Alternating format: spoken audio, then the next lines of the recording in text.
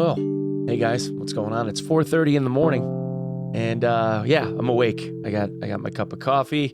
We took our meds this morning. We're doing good. Anyway, we have some patch notes for Tarkov, a few of which are a little bit concerning. And I know that there's going to be conflicting opinions about this, and I'm not trying to sway anybody any one way or the other.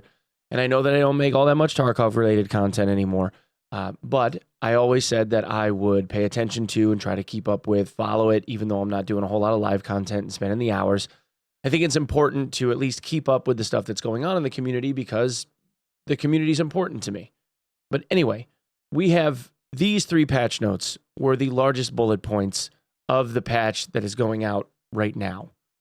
In the near future, the in-game stash expansion and access to the practice co-op mode will become available for purchase in the profile page on the Escape from Tarkov website. So in our profiles, we'll have the ability to be able to purchase stash expansions and or the co-op mode, the practice mode, that at one time was only available for EOD holders, and not having EOD allows you to be able to purchase it. Now, these other 2 notes, purchase of additional stash lines will be available regardless of the in-game edition, and purchasing access to the practice co-op mode will be available for all editions. For EOD owners, the ability to play in practice co-op mode is available by default. So if you're not really keeping up with what that means that Tarkov is changing the definition of what it at one time had told us it wasn't going to do: microtransactions. In terms of how many stash spaces we have available, or lines of stash we'll be able to buy, it's 28. That's what we've been told. 28 additional lines of stash space, 280 squares. That is the equivalent to a normal account. We had always been led to believe that the way that Tarkov was going to monetize its game for the long term was through expansion packs. They were going to add new maps and whatnot. We were also told, though, that the game was going to release a lot earlier in a 1.0 state before now. It was going to be done by now, and it's obviously not. Nikita's gone on record to say multiple times in the last couple of years that they wanted a 1.0 release by the end of that calendar year, and it just didn't happen.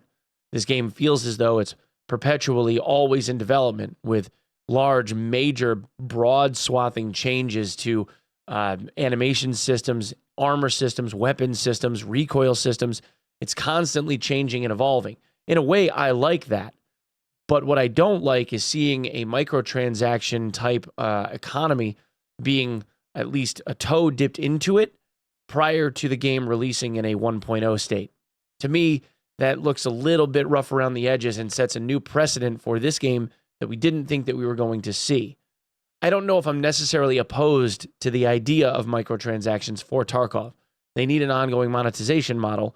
And if it's something like this for pay for convenience, or if it's something like cosmetic items, clothing, whatever, as long as it doesn't give some form of tactical advantage, I guess I'm not necessarily that opposed to it. This just starts dipping the toe into an avenue of monetization that I didn't think we would see from BSG. That was kind of like their final bastion, that one thing that we could kind of lean into and be like, well, at least they're not going to do microtransactions. But now, that's not really a thing anymore. I don't know. Let me know what you guys think. Anyway, guys, that's what I have for this one. Thanks so much for coming and checking it out. If you enjoy this type of content from me, please consider subbing the channel. It really, really does matter. I would really appreciate that. Thank you so much for lending me your eyeballs, and I will see you in the next one. Peace.